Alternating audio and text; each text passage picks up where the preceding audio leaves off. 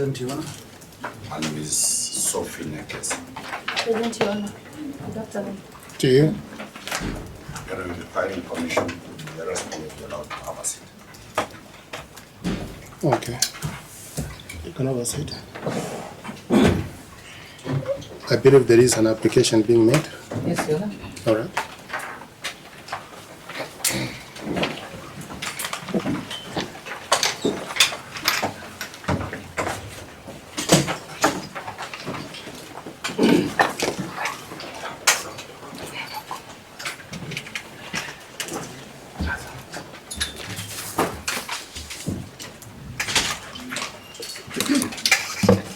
You can swear. You can swear. I swear by the name of Almighty God that the evidence I shall give before this court, touching the matter in question, shall be the truth, the whole truth, and nothing but the truth. So help me God. A preliminary issue before the witness takes the law. We shall be cross-examining the witness on the amendments on some of the paragraphs. Okay. Much better. All right. You can proceed. Your Honor, my name is Abdurrahman Jibril, Senior Assistant Director of Investigations with the Independent Policy and Oversight Authority. Your Honor, in my aforesaid capacity, I am fully conversant with the matter subject to this application and therefore competent to swear this affidavit on behalf of the applicant herein, which is the Independent Policy and Oversight Authority through the Republic of Kenya. Your Honor, pursuant to Section 6, 7, and 25 of the IPOA Act, IPOA is mandated to investigate any death or serious injuries, including death in police custody, which as a result of police action or were caused by members of the service while on duty. Thus, IPOA is investigating the circumstances surrounding the death of Albert Omondi Ojwang. Your Honor, on 7th June 2025, a DCI team went to Leader Center in Homa Bay and arrested the deceased. On which date? 7th June 2025 Okay. at around 2:30 p.m. and took him to Nowego police station and placed him in custody. Later, the DCI team brought him all the way to Nairobi for further investigations. This was as a result of complaint made by the Deputy Inspector General of National Police Service. Your Honor, from the evidence collected by the applicant, the deceased was placed in custody by the respondent, who at the time held the keys to the cells where the deceased was detained. At around 1:40, the deceased was found lying unresponsive in a pool of blood inside the cells. The deceased was taken to Mbagada Hospital, and after assessment, he was declared dead, where various injuries were observed on his body. However, on 10th June 2025, a postmortem was conducted, where the cause of death was established to be head injury due to blunt force trauma, neck compression, and multiple subcutaneous bruises all over the body.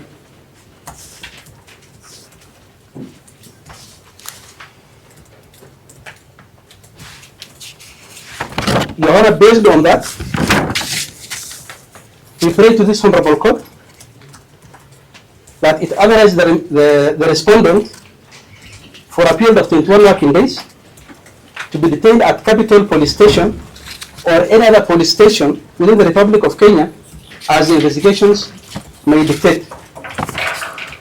Simply because, if released on bond,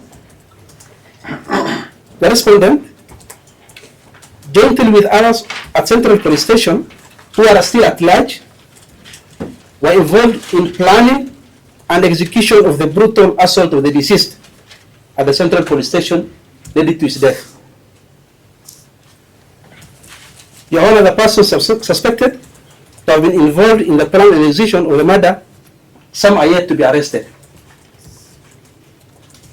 Your Honor, also on 8th June, the investigations found that CCTV systems were tampered with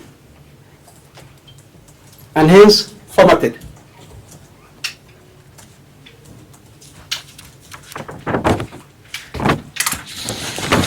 Your Honor, the respondent is a police officer attached to Central Police Station and therefore can interfere with the investigations and tamper with the evidence at the station if released.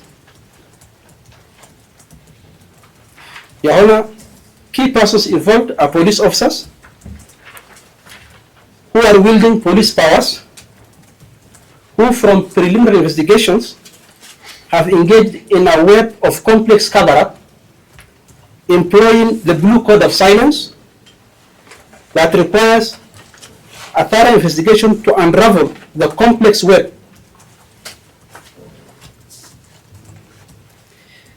Your Honor, I wish the court to take a judicial notice of the fact that the matter is of great public interest, eliciting outcry from Kenyans from all walks of life, including the Senate, the National Assembly, and even the President of the Republic of Kenya. Your Honor, the respondent was arrested on 12th June 2025 and placed at Capital Police Station and has been brought before this court in accordance with the provisions of Article 49(1)(f) of the Constitution. Your Honor, the respondent continued stay in police cells without court order will contravene his constitutional rights, while releasing him will jeopardize investigations and also the lives of our witnesses. Your Honor, what I have deponed herein is true to the best of my knowledge, information, and belief. Thank you.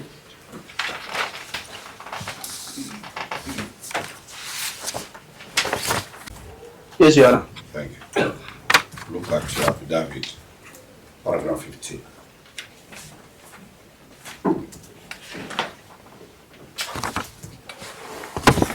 Yes. Have you attached any evidence to support? Read the paragraph first so that the court is aware what paragraph I referred you to. Your Honor, the paragraph 15 reads, preliminary investigations have revealed there's a high likelihood that the respondent, together with other persons at Central Police Station, brutally assaulted the deceased inside the cells, leading to his death. Is there any material presented before the Honorable Court? If you look at, I've asked paragraph 15. I'm saying, Have you attached the paragraph? the answer is at paragraph 21, Your Honor. Read that paragraph. That on 8th June, IPO investigations found that the CCTV system had been interfered with, DVR power cable disconnected, and DVR logs indicated that the operating disk has been changed and formatted on June 2025 at 7:28:43 seconds to 7:32:29 seconds. So you really listen to my question. Is there any material to that effect supporting those two paragraphs attached, annexed to that application? Say that yes or no. Is there any material? My response is the matter is still under investigation. No, it's about we asked. Is there any material? The No. answer is either yes or no. No. Thank you. Let's go to paragraph 16. Read paragraph 16, what you have before. That through interrogation of witnesses, it has been revealed that the respondent was in constant communication with people within and outside Central Police Station immediately before, during, and after commission of the crime, highly likely planning the assault of the deceased and briefing them on the outcome. Similar question. Is there material to support those amendments? Next. There are next step behind it. No, it's okay. If there's any.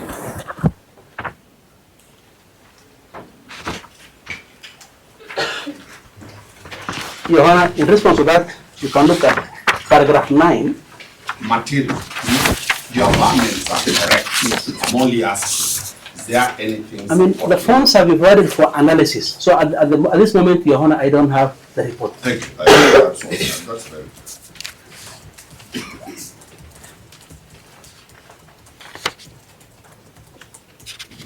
Look at paragraph 19. Read paragraph 19.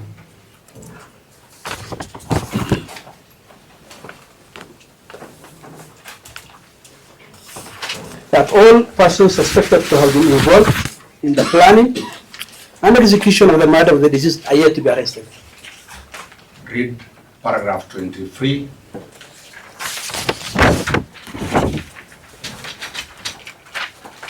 That all persons involved in the attempted cover-up are yet to be identified and arrested. In paragraph 19, you are saying they have not been arrested. True. All, yes. In paragraph 23, you are saying they have not yet been identified. Not all. All. In both paragraphs, I said all. All right. Yes, all. We'll proceed. Probably the ones that I know now, during investigation, it can uncover more. That's what I mean in those two paragraphs. Look at paragraph 20. It's talking about the scene of murder. Paragraph 20.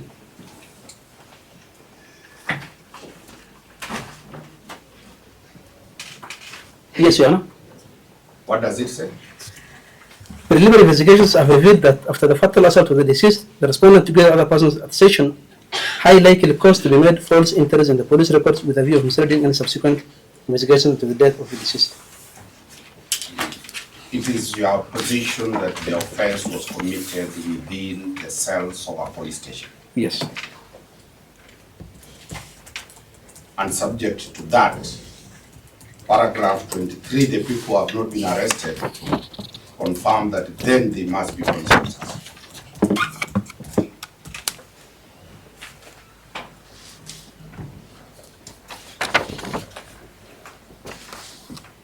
Not all.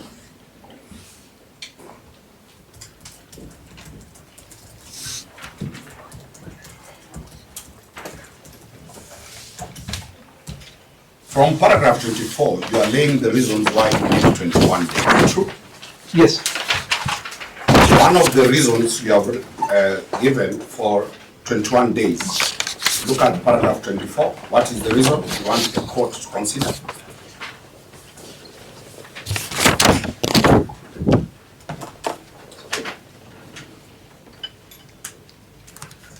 Applicant to retrieve CCTV data.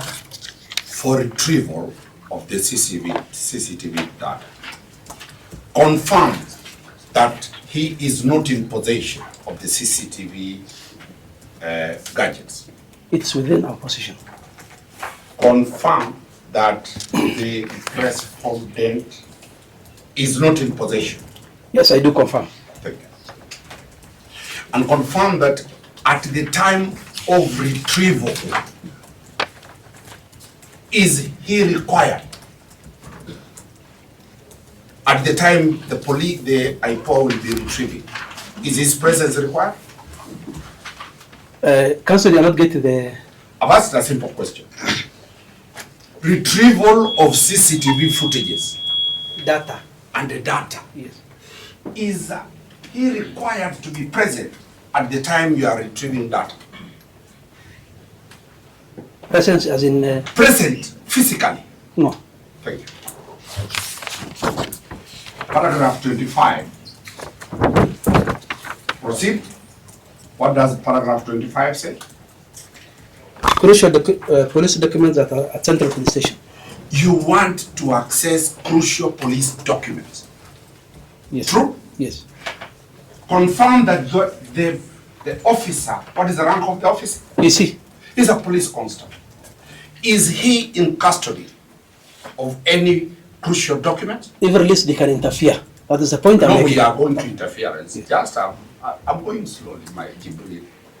Paragraph 25, we are talking of retrieval of police documents. Yes. And we have agreed he's not in custody of police documents. Those are, yes. Thank you.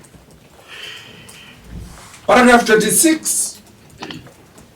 Why do you want to detain him according to paragraph 26? Subject of mobile phones for forensic analysis. Can you confirm that you have his mobile phones? Yes. Will he be required when you are forensically extracting data? Will he be required physically? I'm not an expert to talk on that. I've asked a simple thing. I'm not sure. That's my answer. IPOA has his phones. Yes. True? Yes. Confirm that it is IPOA that will forensically extract data from the phone. Not IPOA, an expert. An expert. Yes. And confirm that that expert is not the respondent. Yes, but I'm not sure whether he will be required during the extraction or not. You've sworn this affidavit. Yes. Show where you have said that he will be required to assist the expert. Is there anywhere? No. Thank you. Let's go to paragraph 27. What is the reason you want to detain him for? Analysis of samples provided to the government chemist. You are saying you want to detain him because you are waiting for the results from the government chemist. Now we also want to take samples from him. Read that paragraph. Show me where you are saying that you want samples from him.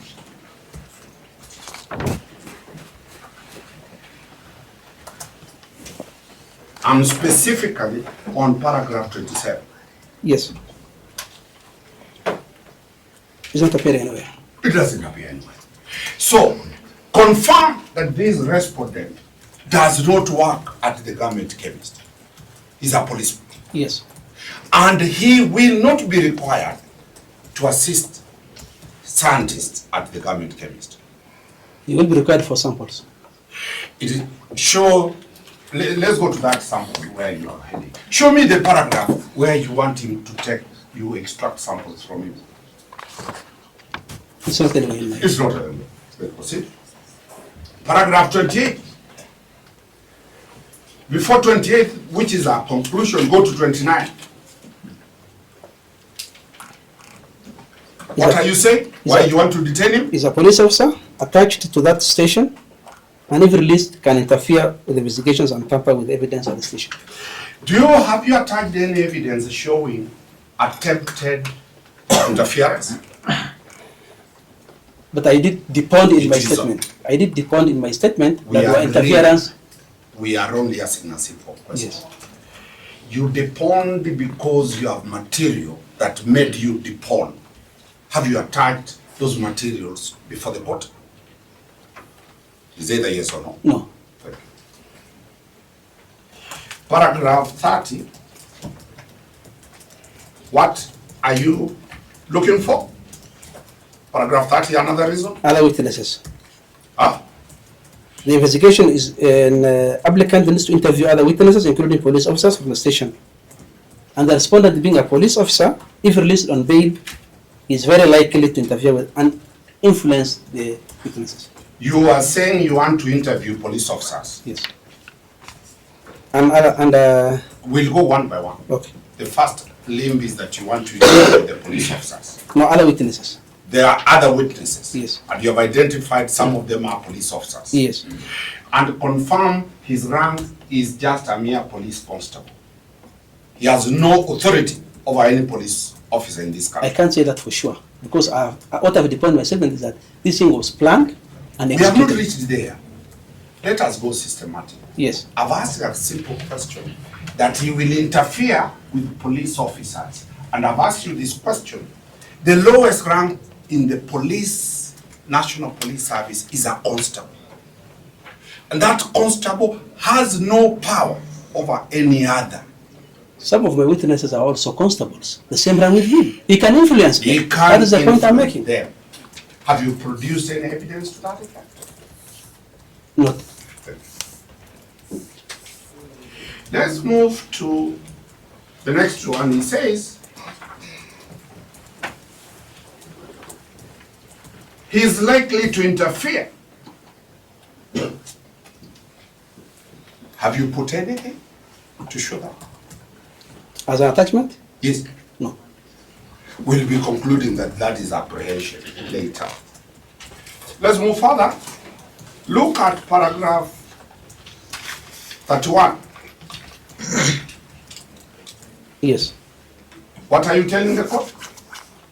That the crime was planned, executed due to seriousness of the offense, and the completeness of the investigations will require more time to carry out investigations.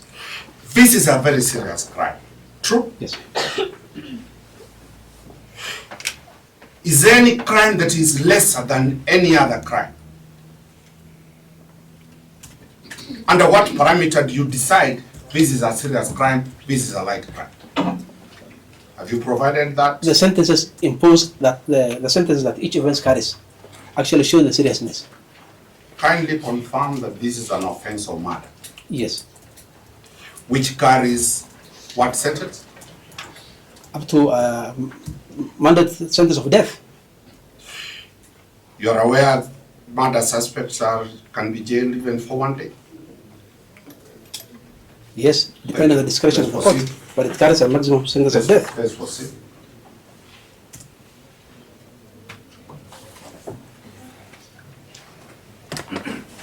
Paragraph 32.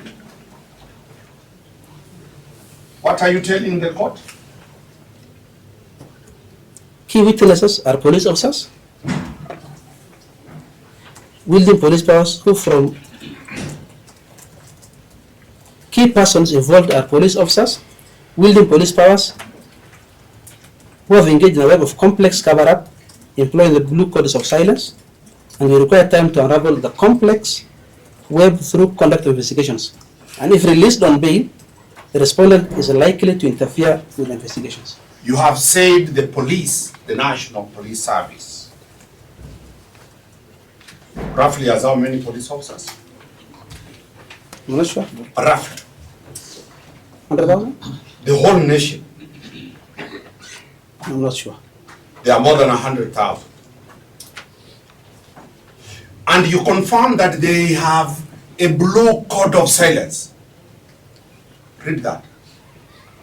I'm talking specifically about this case. I've said, Yes. look at that statement.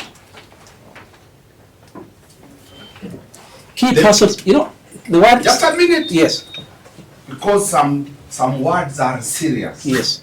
You confirm that the police have a blue code of silence. I'm talking about specifically on this matter. Key police I mean, involved. That's I mean- what I'm talking about. I mean, I'm not saying the entire national I'm police. asking. Yes, Because this is an affirmation. yes, And it's a very serious affirmation yes. when the whole National Police Service is being said that they have a blue code. Council, please Silence. do not mislead the court. There is no, I've asked you in a my simple amendment, we have indicated the whole National Police Service. Where is that document, that code? The blue code. Have you attached it? A code is like this criminal procedure code that exists. And that is why I'm asking a very hard question to you. You have alleged that there's a blue code of silence. Yes. The blue And you have put that it is an organized offense, according to that paragraph, and all police officers have agreed to be quiet. You are misleading the court. There's Explain. You explain. No, it's not I might happening. be wrong. Yeah, you're actually wrong because Well, that's allow what me to the interject. Yes, please. Just allow me to interject. I think council needs to focus on the paragraph in Yes. question. He has repeatedly asked the question and it has been answered. Now he's attempting to answer it, or rather to lead the witness in the manner in which he wants the witness to respond. Let him attack the paragraph specifically. The witness, the officer has stated clearly that he's specifically dealing with this case. If counsel knows of any other code, then he can do that in his submissions, but the witness has stated it's specific Okay. to this particular issue. So, Council, can we restrict I'm ourselves? very specific to this case. I'm not talking of any other traffic offenses or sexual offenses. In this case, it is your evidence that the National Police Service has taken an oath called the Blue Code of Silence. No. Still reiterate our No. objection. He has not stated anywhere. Yes. He has not referred to the National Police Service. Yes, Let's be clear, that is a serious Mr. Mari, which paragraph assertion. are you referring to? Your Honor, the paragraph starts in paragraph 32, that moreover, because key persons involved are police officers, wielding police powers, who from preliminary investigations have engaged in a web of complex cover-up, employing the Blue Code of Silence. He has started by saying it's a multiplicity of police officers wielding power, and that they're using the Blue Code of Silence. And that's what I'm putting him to task. Does he have evidence that from the Inspector General downwards, by rank and by name, anybody is doing that Blue Code of Silence?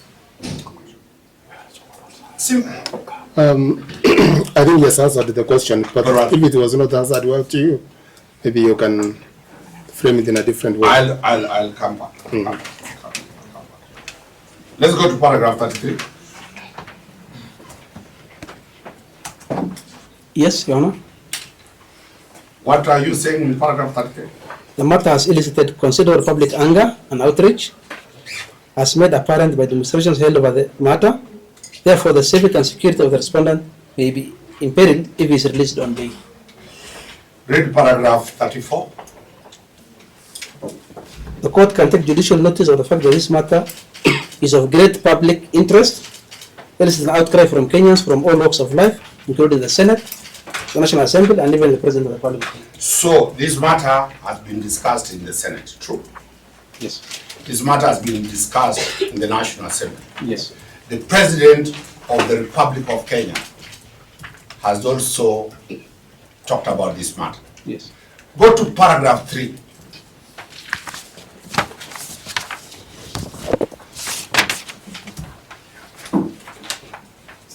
Yes.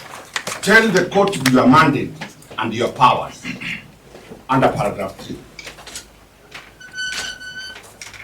I is mandated to investigate any death or serious injury, including death or serious injury while in police custody, which are the result of police action or were caused by members of the service while on duty. Confirm that IPOA is independent, an independent constitution. Yes. It is a constitutional entity that does not take directions Yes. other than from the DPP. We don't take direction from DPP. When you forward your file, Yes. the DPP either approves or recommends further Yes. directions. Yes. That's the only office that you can deal with.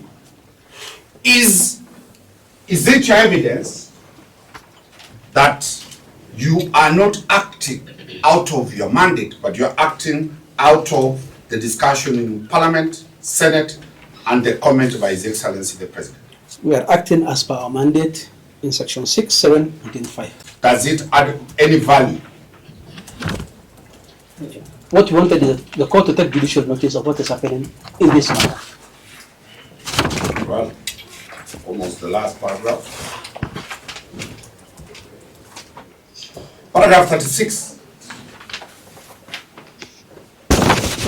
Yes, Your Honor. What does it say?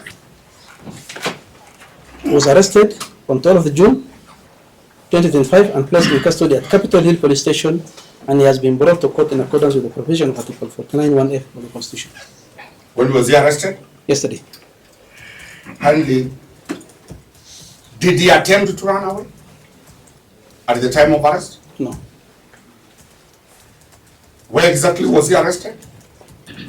At ACK Annex Gardens entrance.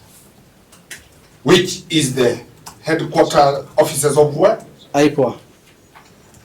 Was he brought under handcuffs or he walked himself there?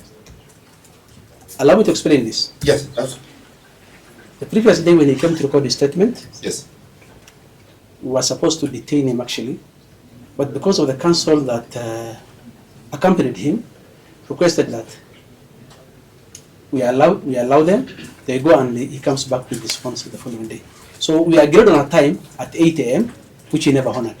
So by the time he got a wind that IPO have now want to arrest him, so he brought himself without being arrested. Is there anywhere in your avowment saying that what you agreed was not complied with? I'm under oath, and I've stated the truth to the court. Is there anything showing what time you required it? He was present with his advocate, can confirm. And you confirm that he came himself He was with an old man, with the a relative, I think. relative, and you locked him. We arrested him because he got a wind. That's what I'm saying. Yes, he got a. You know, he brought himself because he got a wind that we want to arrest him. You want the court to believe that IPO's information, people can leak that information? The same was stated. That's scaring to Kenyans. No. If somebody can No. know what Let IPO me see the intends court. to. No. We publicly stated in the parliament that 3 arrests will be made. You give the names? I don't remember. I don't recall. It was the chairman who was making the statement. I don't recall whether he gave the names. Probably the document that he gave had the names. Do you have a problem for the respondent to be released on bail? Yes, I do. I'm officially going to make an application for him to be released on bail. Why will you oppose bail? Based on what I've stated in my affidavit.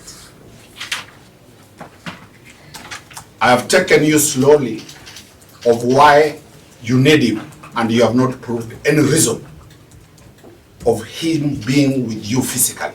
That is your interpretation of my. That is your interpretation of my answers. Well, we can now submit over. We are through with it. Unless the state wants to examine their witness. Madam Munora, you have something to say? Nothing, yeah. Okay.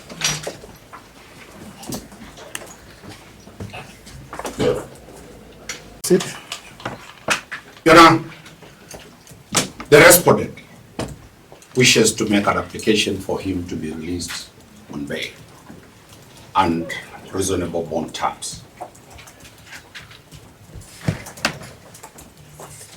On the following basis, there has not been established any compelling reasons to warrant the respondent to be detained for 21 days.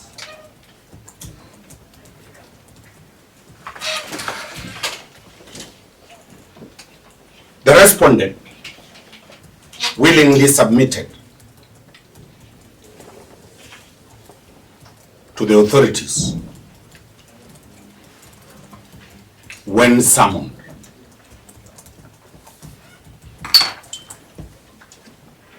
The respondent is a serving police officer.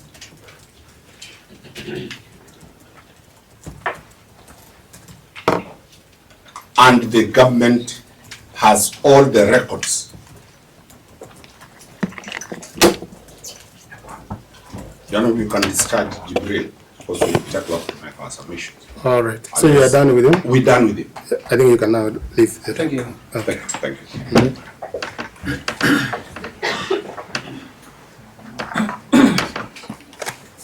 Yes. Your Honor, there has not been any material placed before this court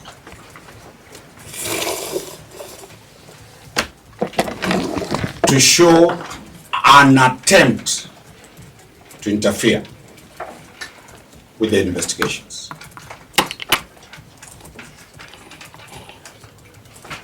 My other brothers and sisters here will deal with the authorities that demand for that. Your Honor, this detention of 21 days is a plea detention.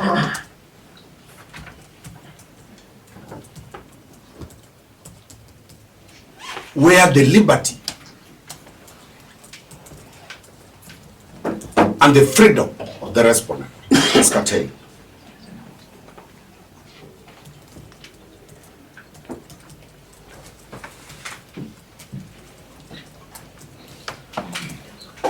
The purpose of bail and bond is to ensure the attendance of the respondent before this court.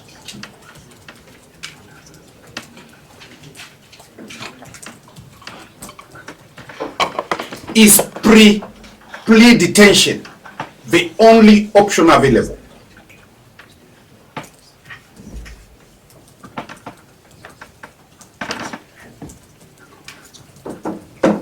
To the state?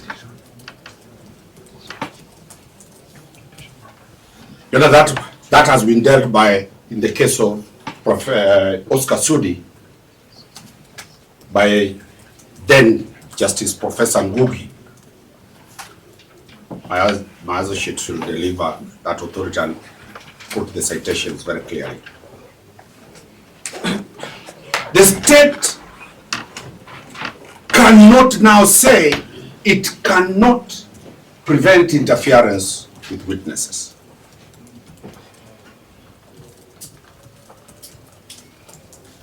The Republic of Kenya is not a banana country.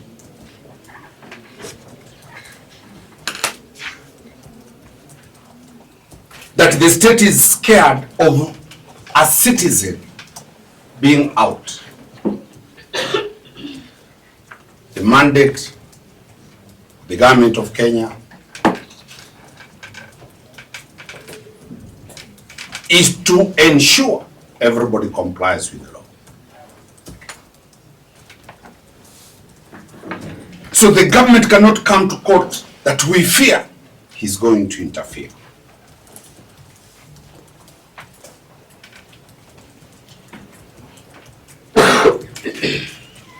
That is a banana country that will tell people that we fear an individual is likely to interfere.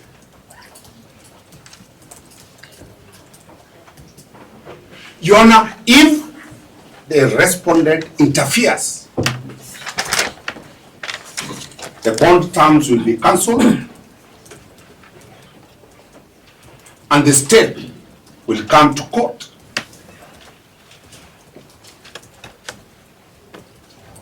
to show that he has failed to comply with the court orders.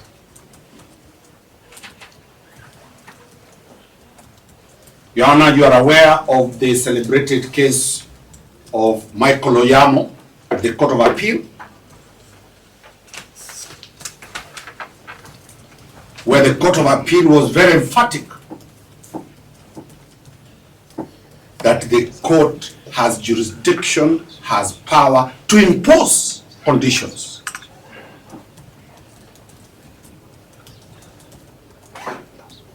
And that is why we are seeking that the court imposes conditions of bail and bond.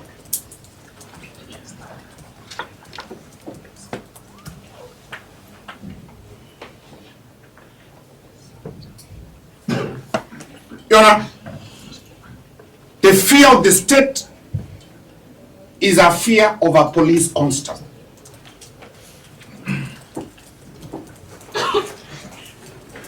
We urge the court to take judicial notice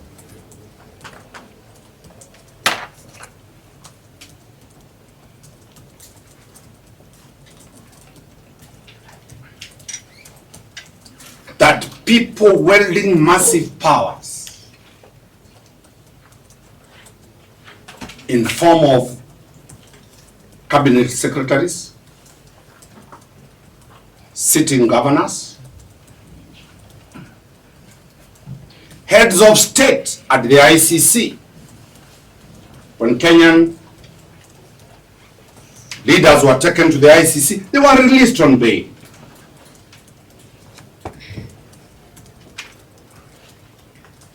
So that fear, Justice Kurila has dealt with that fear in the celebrated case of Dwight Sagare, the state must show by materials that the fear they are having is not mere apprehension.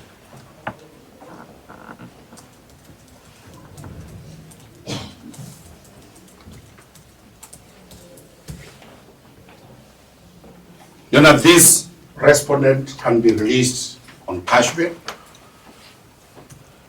and the court orders he does not step. He does not step near Central Police Station.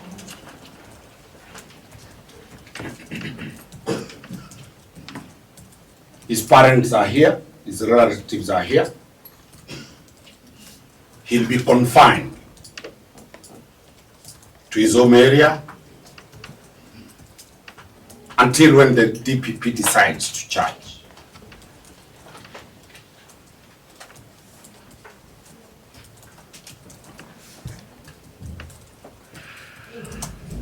Your Honor, we urge the court to stand firm and treat the respondent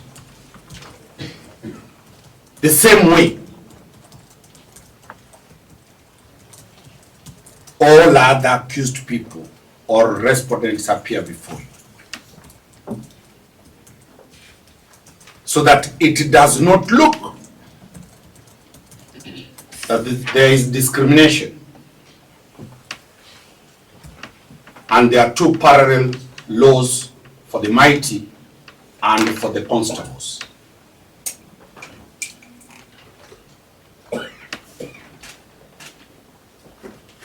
Your Honor, a mere statement that the police have a blue code of silence is not factual.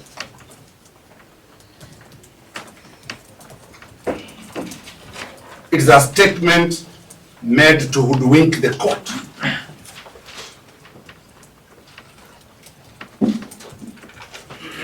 The applicant IPOA is seeking 21 days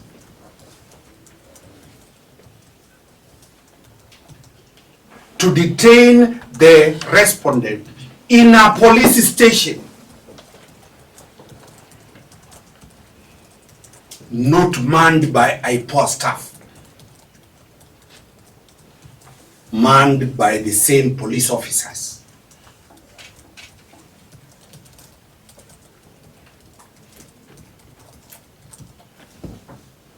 At one hand, IPOA is confident with the police that remanded him in police station. In the other hand, it is telling you, Your Honor, the police have a blue code of silence. You can't speak from both sides.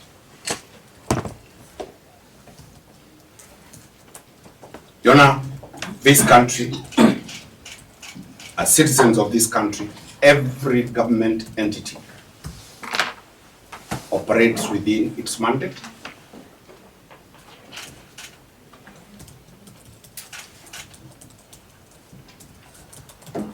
We urge the court to find that there are no compelling reasons.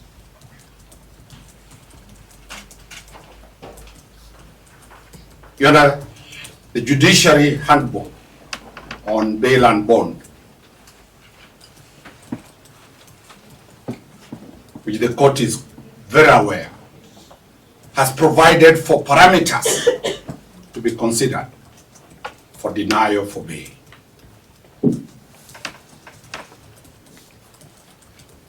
None has been presented before you.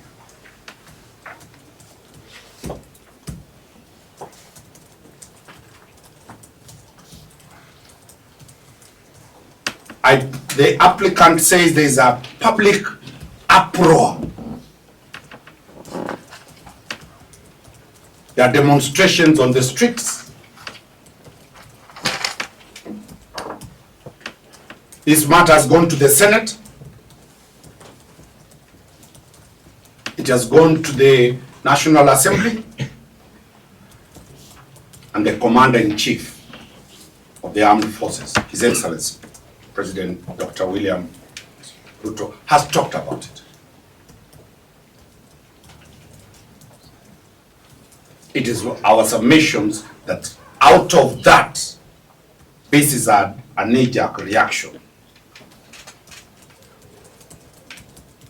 to show everybody and the people are talking that we have arrested somebody.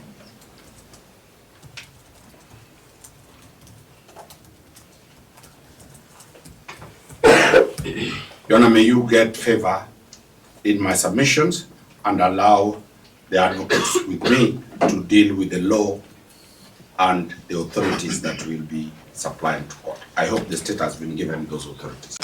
May it please Your Honor, my name is Opundo. Yeah. Your Honor, so we are both the applicant and the respondent at the same time, so I'll take it globally in my response. You are you appear for the state? Yes. IPOA. Yes. Okay. For the state. Okay. Proceed. I'm a prosecutor. Okay. Your Honor, we humbly submit that the evidence which has been tabled before you in the form of the affidavit clearly lays bare the reasons as to why the respondent should be detained for the period that has been requested.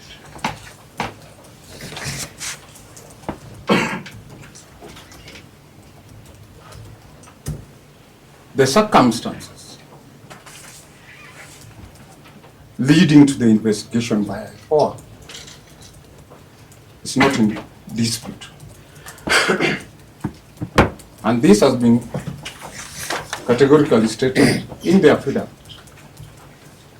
There is no dispute that life was lost.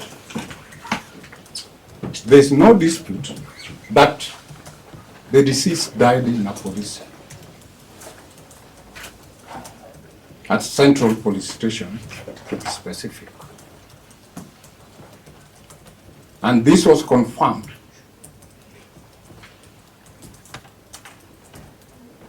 by the medical report which has been attached to the affidavit. And the OB extracts which have been attached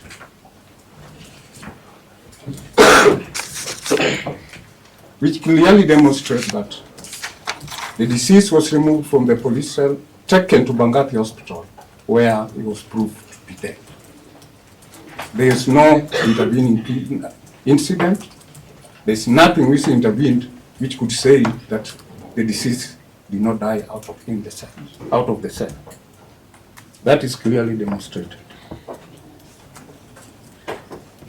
It has also been demonstrated in the affidavit that the respondent is the one who was manning the sentry at the time. There was no any other person. That has not even been disputed.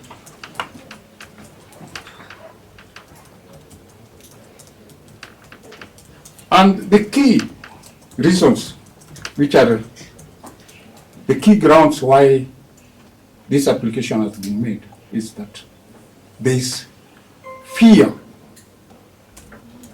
of interference with witnesses. And the reasons have been given in the affidavit, which clearly demonstrate that this officer, the respondent, is likely to interfere with witnesses whose statements are necessary and who are police officers.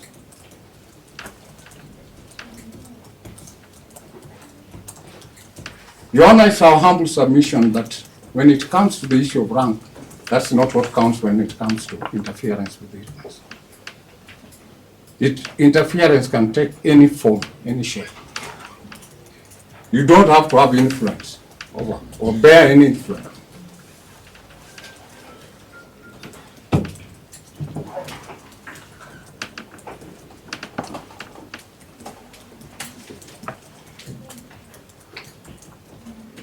Your Honor, it has also been submitted before you. It has also been laid bare in the affidavit that the nature of investigations are complex.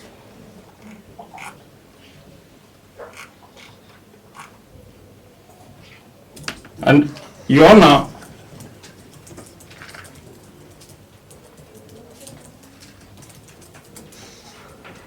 this court, and it has been decided in several cases, when the courts can consider granting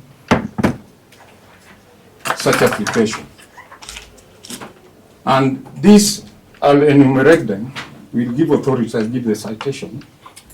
One is the serious nature of the offense, which is under investigation.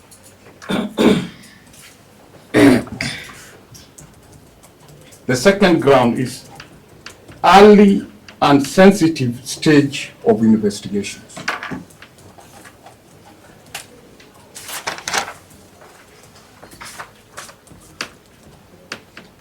The third issue is the forensic and surveillance based complexity of the case.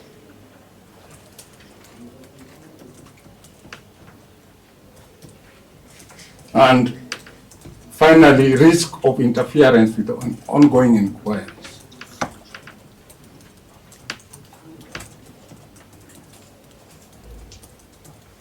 The facts which have been deposed in the affidavit clearly demonstrate the four grounds which I've stated.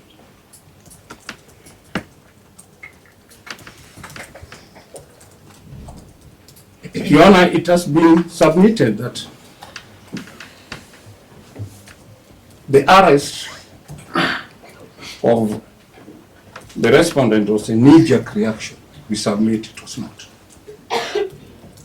It has been established as to when investigation in this matter began by IPOA. It did not begin yesterday. It did not begin with the arrest of the respondent.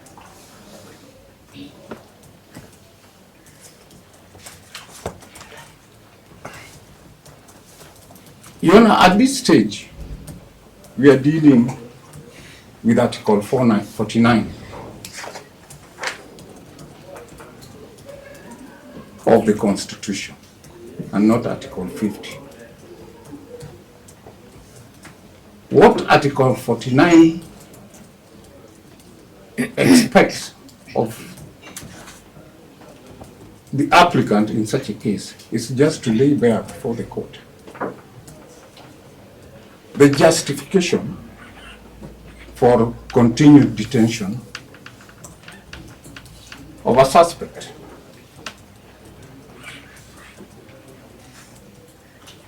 We are not talking about the rights of an accused person who has already been arraigned before the court, so as to apply the principles which are contained in the bail and bond, the guidelines which have been given.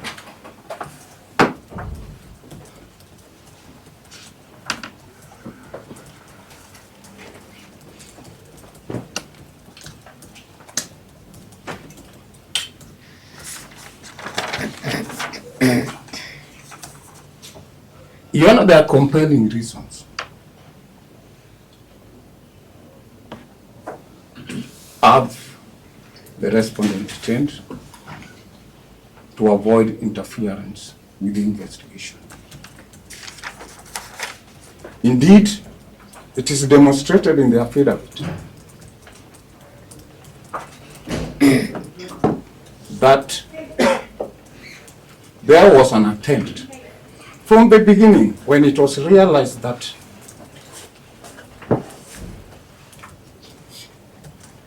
the theory of the suicide failed and it was established that the deceased was killed in a police cell, there was an attempt at interference or derailing the investigation from the beginning.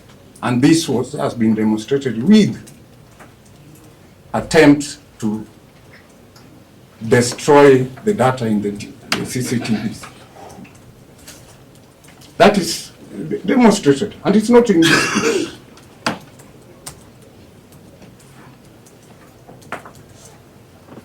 A person who from the beginning wants to destroy the evidence, that is a person who will go all the way to interfere with any kind of incriminating evidence which may be unearthed by the investigation.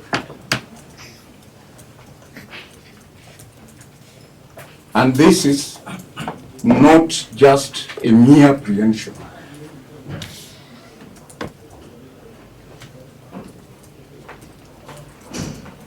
There is all the likelihood. It has been stated that there are other suspects who are, include even police officers, who are likely to be arrested. They are out there.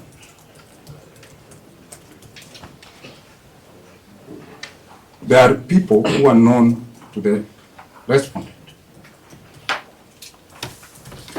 It has been decided in the case which we will cite that where a suspect is likely to be out and communicate with witnesses and even other suspects who are still on the run, he should be denied, he should be detained when investigations are ongoing.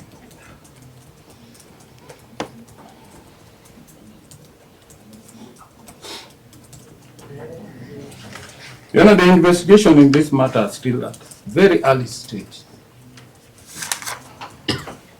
And it has been demonstrated how sensitive this matter is.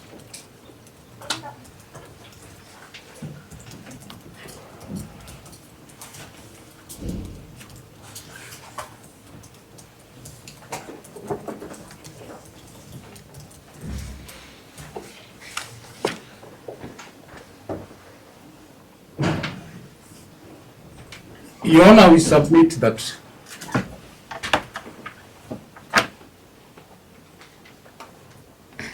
there has been an attempt.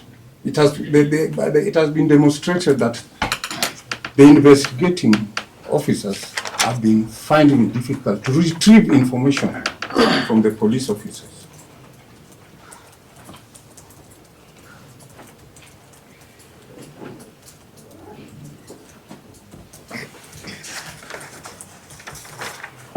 Requiring more reason why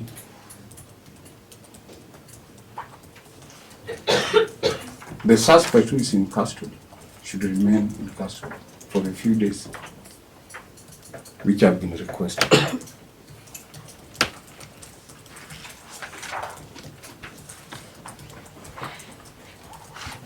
Your Honor, I want to respond to the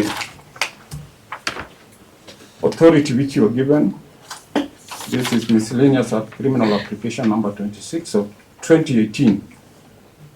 This one now with Betty Gemutai, Kimea applicant versus Republic. At the onset, Your Honor is to submit that this was an application dealing with the extension of time after an applicant had been detained. It does not apply to this instant case.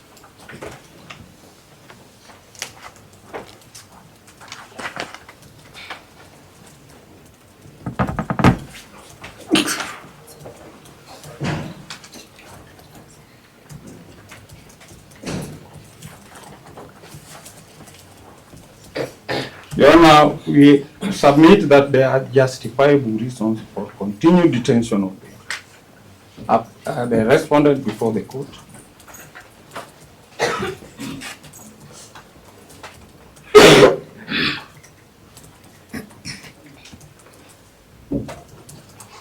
Article 24 of the Constitution allows for limitation of freedom regard only need to be given to the importance of that limitation. The importance of the limitation which you are seeking is to enable investigation to be completed without interference. It will be total injustice, travesty to justice, if investigation were interfered with. At the end of the day, there are no witnesses, there's no tangible evidence to be presented before the court, because a suspect interfered with the investigation. It will be a disservice, in fact a dishonorable thing, to the family who was lost. It goes even a long way in protecting victims of crime.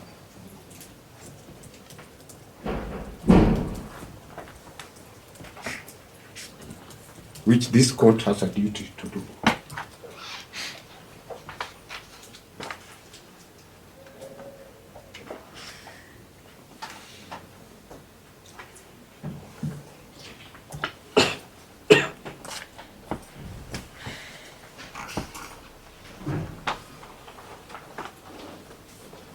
Your Honor, we finally submit that the investigation here has been established to involve issues of forensic and surveillance. And part of it has been demonstrated in the affidavit that it is to take a process of trying to retrieve data which had been attempted to be interfered. And it has been stated by the investigating officer on oath that this is something beyond him. It's done by an expert outside within his control.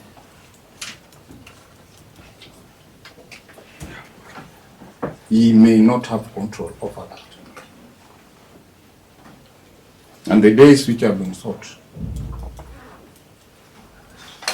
Your Honor, are reasonable in the circumstances. We are not saying that the applicant, the respondent will not be given a fair hearing. Once the investigation is complete, if he's charged, he'll have his fair hearing, have his day in court with all the rights of an accused person. We are just protecting the evidence to be tendered. You know, on the authority which you have been given on the issue of calculation of this, when I will submit that there is no mischief in the application which you have been made.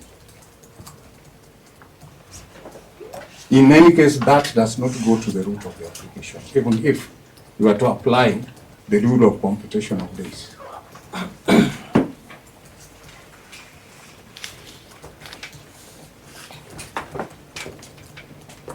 These are mere procedural issues on does not touch on the tangible aspect of the importance of carrying out investigation and requiring this.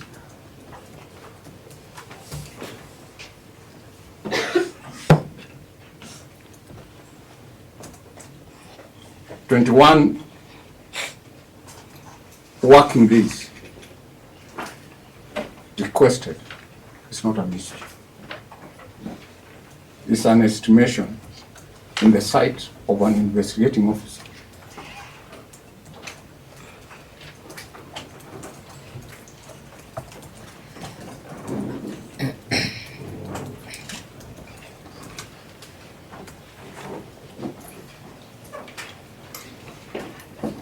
And this, to the investigation officer, could be just a matter of nomenclature. It could maybe, to him, he would have asked for 30 days. But it is workable, it's granted, Your Honor. We urge you to allow them our application for detention for 21 days and reject the application for bond at this time, as we jeopardize the investigation in this case. All right. The report that time was watching brief. Okay. In this case, even if you look at the heading of this proceedings, Yeah, it is Republic through the IPOA. Okay. So your mouthpiece is the DPP. I think as the DPP, let's put that matter to rest.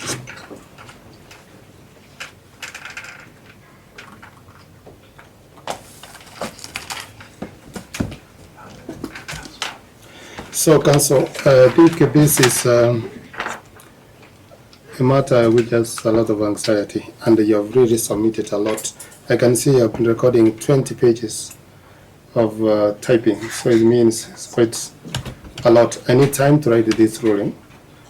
Yeah, so we shall take a date for the ruling, whether he is going to be in custody or released. Are we together? We are together.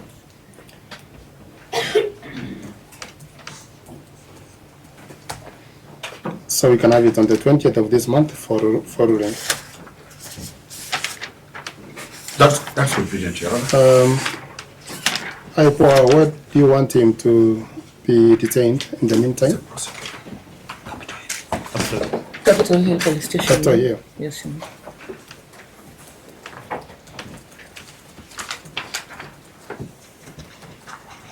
All right, we come back on that day for ruling, and I think he'll be in custody at Capitol Hill Police Station until then. Your Honor, finally, Yes. my client is still available for investigation. The days let the police not wait until we come, that they say they are, then anybody stop them from investigation. Our client is available to be investigated. No. All right, then we come back on 20th for ruling. Much obliged.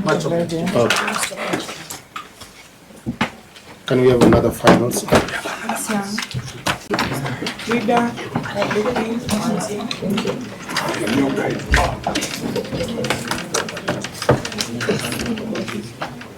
Your Honor, in that matter, Yes.